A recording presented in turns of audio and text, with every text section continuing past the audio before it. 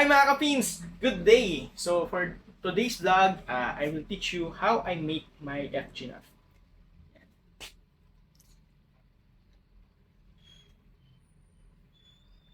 Okay? So tara! Let's go!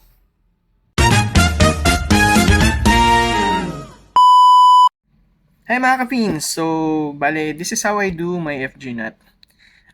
Ewan ko kung paano yung ginagawa yung FGNAT, but this is my approach pagdating sa pagtatali nito.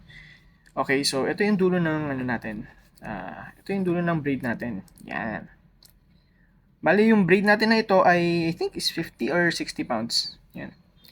Then, kunin natin yung, lagyan pa pala muna natin siya ng tension. Yan. So, yan. Lupot natin siya sa pinky finger natin, siguro mga 6 na beses. So, importante mayroong tension to. Dapat mahigpit. Okay? Then, kunin natin ang ating dulo ng leader line. Ito naman yan. Okay? So, ang gagawin nyo lang, basically, is parang pa-cross. Yan. Overlap nyo siyang ganyan. Yan. And then, yung dulo, iikot nyo siyang ganyan sa braid. So, una, pinatagos natin siya sa right side. Then, ngayon, loop ulit, left side. Para kayo nagtitirintas. Yan. 2.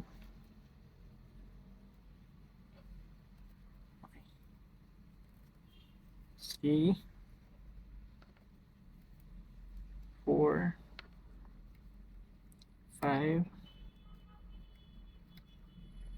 6. 7. 8. 9. 10. So, normally, based din sa experience ko, before kasi pag nag-FGNAT ako, napakahaba.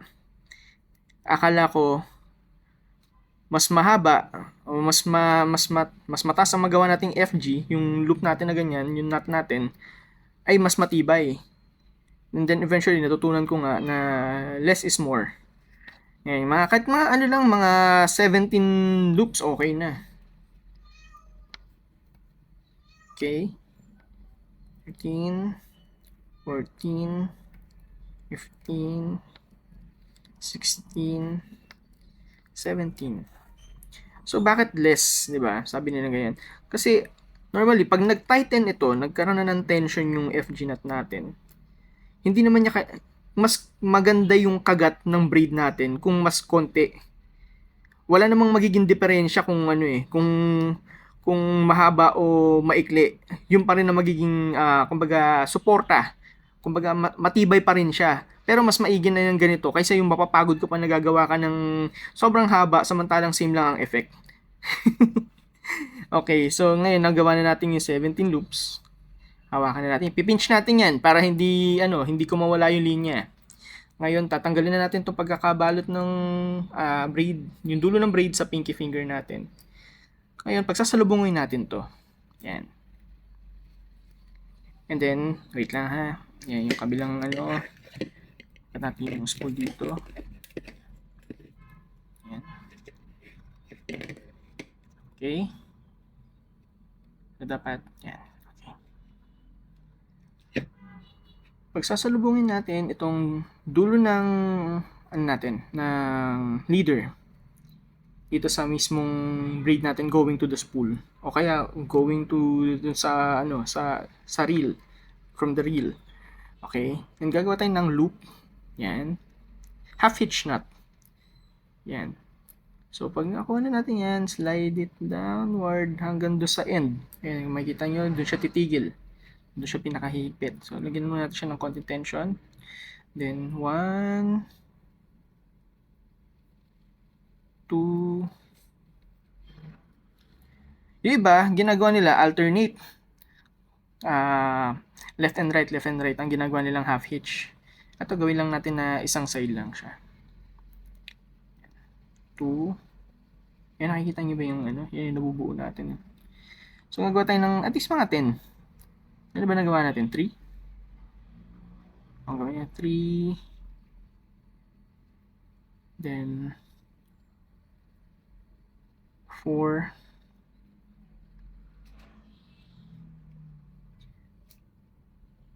5.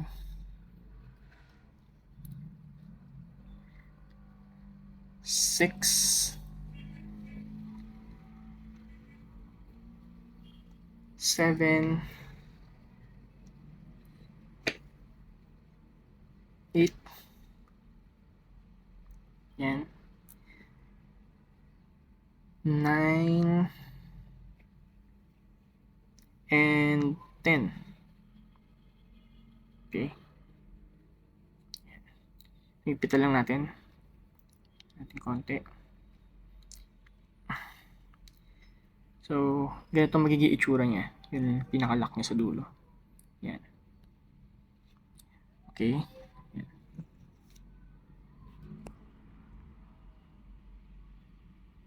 Ayos. Then, ngayon, gagawa tayo ng risotto finish. So, paano ba ginagawa yung risotto finish? Okay. So, dapat yan. Then, same lang din. Same approach. Magawa ka ng ganun. Then, ang gagawin niya naman, itong end, instead na isa lang, 1, 2, 3, 4, 5, 6. Ako, nasusundan nyo pa. 7. Okay, ano ba yan? 7, 8,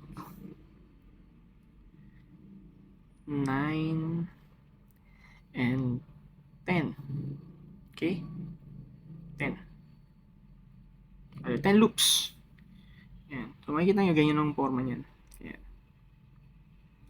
Ngayon, kukontrahin nyo siya. Teka, position tayo na ayos. Yan, tension to. Okay, yan. Lagyan natin ng tension. Yan. Okay, kukontrahin natin yan. Pasalungat. 1, 2, 3,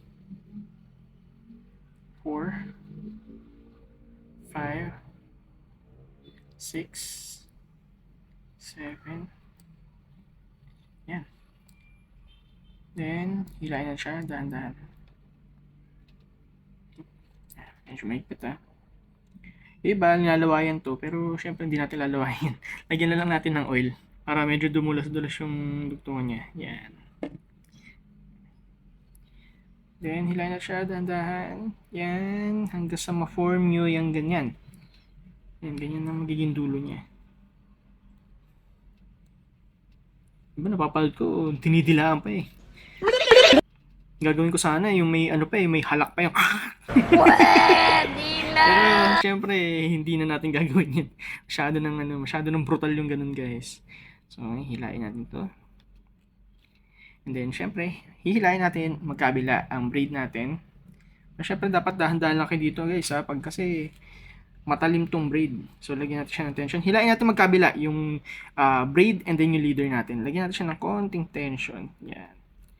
Yan. So, nakikita nyo, ayun, mas dumidiin. Nakikita nyo, ayun, pag nilagyan mo na siya ng tension, yung braid dito, sa upper part, yan, mas humigpit, mas kumagat na siya. Yan, kumagat na siya basically. Yan, buong braid natin. Mas humigpit na siya. Higpitan pa natin ng konti. Yun. And then, higpitan naman natin din yung pinaka risotto finish natin. Yeah. Kasi ako nasa ba yung braid cutter ko?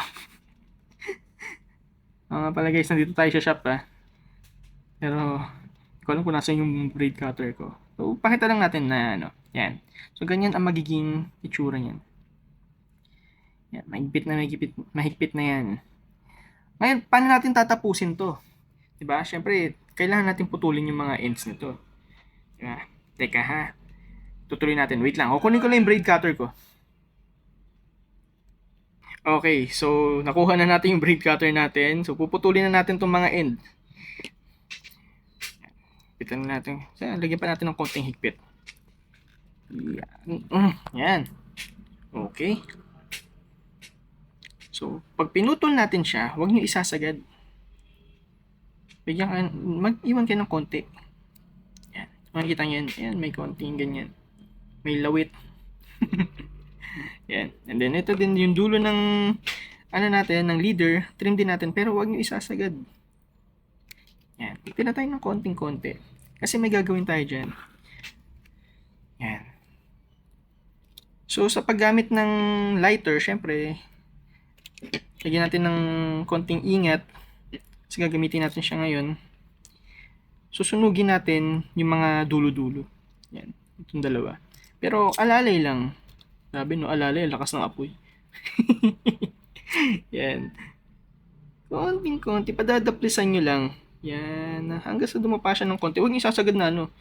Kasi pag sinagad nyo yan, magbubuhol na naman kayo. Diba? Tapos kailangan nyo naman panoorin to. Nang walang katapusan. Okay. Tapos ito naman dulo ng leader natin.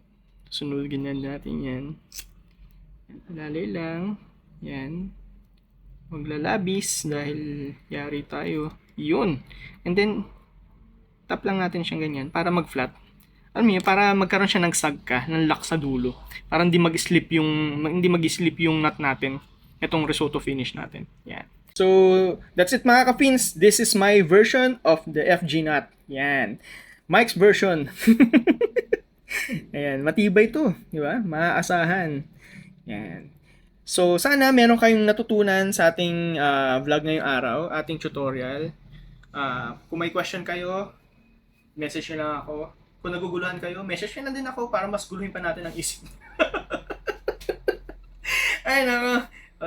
So, yun lang mga ka-fin. So, kung kailangan nyo ng mga fishing gears, fishing rods, fishing whatsoever, fishing tackles, visit our FB page. And syempre, itong store natin dito sa Sukat lang. So, ito ang complete address natin. Yon, di ba? So, sa mga new subscribers natin, maraming salamat at sana patuloy kayong sumuporta sa ating YouTube channel. And sa mga upcoming videos natin, sana patuloy kayong sumuporta sa amin. Sa mga mag-upload pa tayo dito ng mga more tutorials, more adventures, tackle shop visits, lahat ng gagawin natin sa buhay, i-upload natin dito. So maraming salamat sa panonood. We'll see you on our next vlog. God bless mga ka-fins. Kita-kits!